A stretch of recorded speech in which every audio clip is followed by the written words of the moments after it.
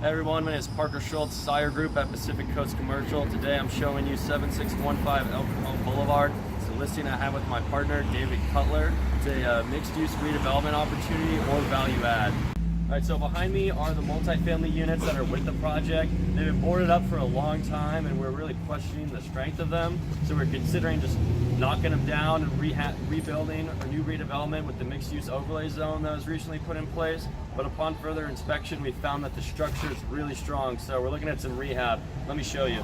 So behind me here, you can see all the wood on the outside of the building, and that was definitely a red flag. You know, we're definitely questioning how strong is that structure? What's the wear and tear been? We don't really have that information. But as you make your way down the building, you'll begin to see that all of the main components of the structure, the real bones, are all solid concrete. So we know that's rock solid.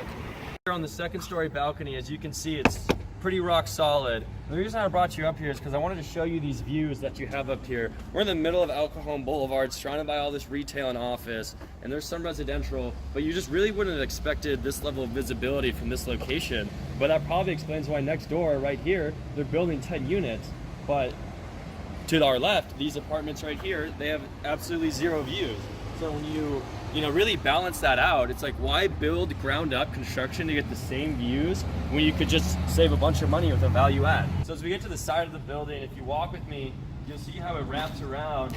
We have 5 parking spots tucked between the multifamily and the retail. And this is almost 1,500 square feet of unutilized space. I mean, you could keep it for parking. You know, you got about 5. You could definitely make 6 spots for about the 5 units that are in here, and then free all this up for a very well-marked retail center, which would be pretty uncommon given the recent parking restrictions. Or you could try to put some buildings in here, to really maximize your exposure and get the most out of this heavily trafficked area. So we've got the 2 street-facing retail units right here, and if you look closer and you see those squares, those are actually windows that have just been painted over to protect them, while the property was shut down. So that means you get a bunch of visibility right off the main road. All right, so this part of the L-shaped retail, there are also windows behind these boards, and it's on both sides too. So you have to have the vision to see that you're getting a bunch of exposure on both sides, just like the street-facing side retail. And part of what makes that what it is that this used to be a laundromat. And that means all the existing infrastructure for a laundromat is already in there when it comes to the 2-inch water pipes, electrical, so on and so forth, washers and dryers not included.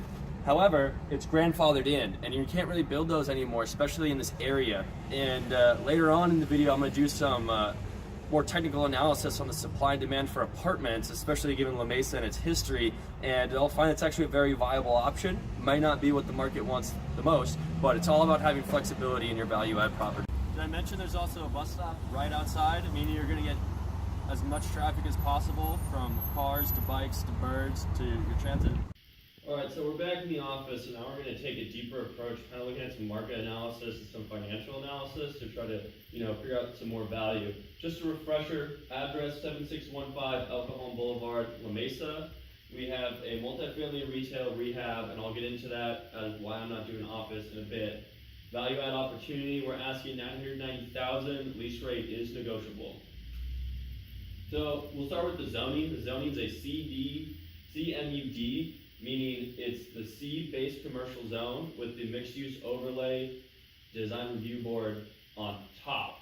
So the mixed use will allow you to, as we state, have a mixed use, whether it's retail, office, or even standalone. And the D stands for design review board, meaning the city will be overlooking your design to make sure it's coherent with their vision of the redevelopment of El Cajon Boulevard and the subsequent properties. Highlighting, here's your retail. We have about plus or minus 2,600 square feet, and here are the multifamily units. We have plus or minus 5. So we'll get into the multifamily analysis. We're going to start by just looking at the kind of sub-market of La Mesa. We're looking at about 11 different complexes. The average rent is $1,593. We'll round up and say $1,600. So rent per square foot, $1.72. Really important thing there is average vacancy rate, 4.6%. We like to see that. That means they're all about stabilization, if not better. So we've looked at the current supply. Let's see what's coming onto the market. If you see these numbers are in red, I had to add back in the sample used by CoStar. We have 3 properties coming to market, which is going to be 45 units in total. On average, they're about 11 units each. All this data will be available online. I will link to a Google Drive so you can get a more in-depth analysis. But when we start breaking down the rents and we look at these different product types, you can see it appears the studio is the most profitable, but we'll move up from the 1 bed to the 2 to the 3, going from about $1,350 to $1,475 all the way up to $270. In my opinion, it's going to depend on the developer and sort of a cost-benefit analysis on their behalf to figure out which units are going to work best, and that's going to require a cost from the construction standpoint, so I'm not going to dive into which one I think is best. And now we'll move to the retail.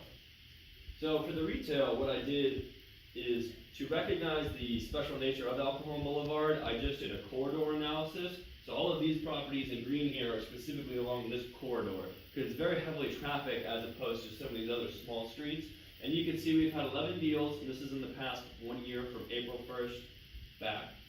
An asking rent, triple net of $1.87. And then when we transition to the actual starting rent of $1.58, we need further analysis to figure out what concessions were given to get that effective rent. But an important indicator, 4 months on the market. We'd like to see a little bit quicker movement, but that does make sense for the sub-market. I'm really not that surprised. But why not office?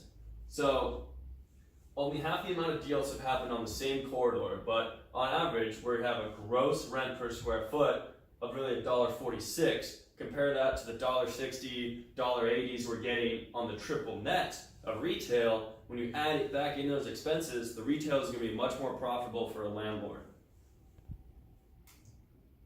So in summary, we're looking at plus or minus 2,700 square feet of retail. This is to be confirmed on the actual usable amount.